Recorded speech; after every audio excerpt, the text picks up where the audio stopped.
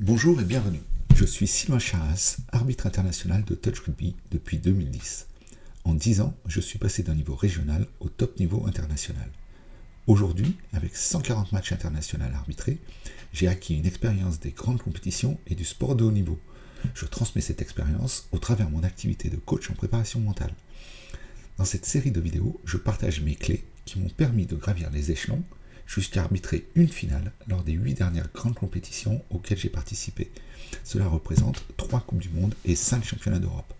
Construisons ensemble, au travers de ces capsules vidéo, les bases de la performance et de ta réussite sportive de demain.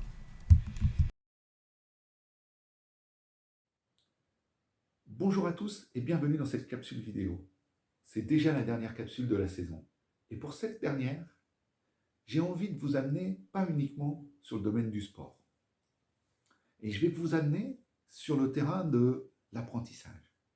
Continuer à apprendre, c'est pour moi une clé de réussite à la fois dans le domaine sportif, mais aussi dans le domaine personnel et dans la vie. Pour moi, derrière chaque grand sportif se cache un homme et qu'il est important de savoir développer aussi.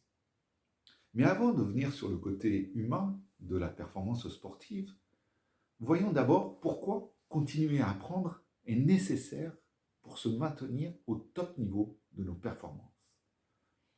On va commencer par les sports collectifs. L'évolution du sport fait que les techniques, les tactiques changent en fonction des joueurs dans l'équipe. L'entraîneur va adapter sa tactique de défense, sa tactique d'attaque. Les équipes vont être plus ou moins portées vers l'attaque, plus ou moins portées vers la défense. Les évolutions physiques aussi font modifier les comportements des joueurs. Parfois, c'est la règle qui impose un changement de technique, de tactique sur le terrain. Se tenir au top et continuer à apprendre sur l'évolution de son sport est pour moi primordial si on veut durer dans la performance. Sur le plan individuel, sur les sports individuels, pareil, les adversaires inventent des nouveaux mouvements que je me dois, moi aussi, de connaître, de maîtriser, pour rester au contact ou continuer à performer. Les différences physiques, les différences tactiques, techniques dans mon entraînement font que si je reste sur mes acquis, les adversaires vont rapidement prendre de l'avance. Et mes succès n'en seront que plus difficiles, voire même impossibles. Enfin, le troisième domaine sur lequel, pour moi, il faut continuer à rester en apprentissage, c'est les évolutions que nous apporte la science sur l'entraînement, sur les façons de s'entraîner, sur la récupération, mais aussi sur tout ce qui va toucher à l'humain. Et là, effectivement, on va passer dans le domaine qui, pour moi, est important. C'est l'humain derrière le sportif. Je suis persuadé qu'il est possible de gagner en étant humain, sans chercher à écraser l'autre. Et ça, pour moi, ça vient de mes apprentissages que j'ai fait moi, qui m'ont permis d'évoluer et de devenir une personne différente, mais une personne qui sait quand même gagner dans le respect de l'autre.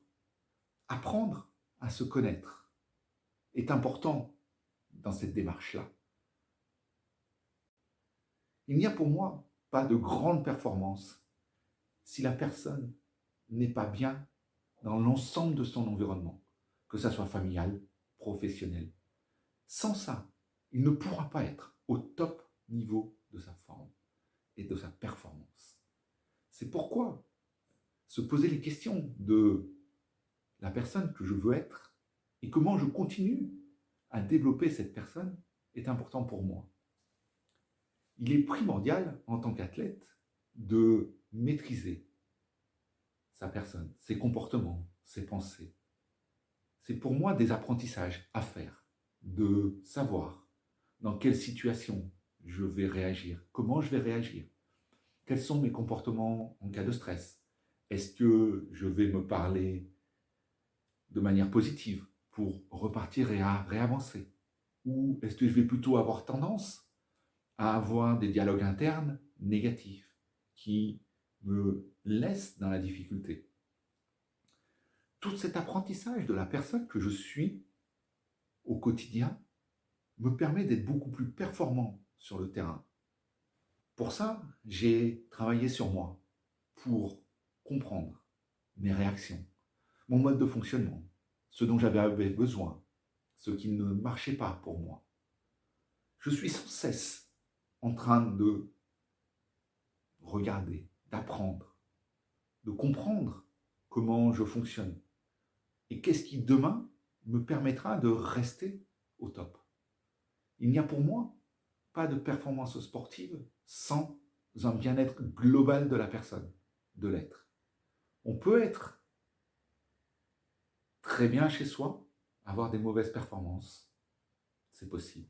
Par contre, je suis persuadé qu'il n'est pas possible, si on n'est pas bien dans sa vie de personne, d'être performant sportivement.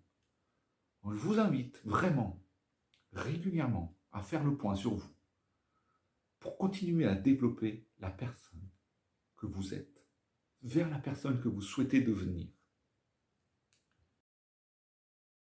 Voilà, c'est déjà terminé pour aujourd'hui. Merci d'avoir pris de ton temps et de t'être arrêté quelques minutes avec moi sur le chemin de tes prochains succès. En attendant de se retrouver prochainement pour une nouvelle vidéo, je t'invite, si tu as aimé celle-ci, si elle te parle ou qu'elle t'inspire, à la partager autour de toi, pour que les personnes de ton entourage puissent à leur tour en profiter.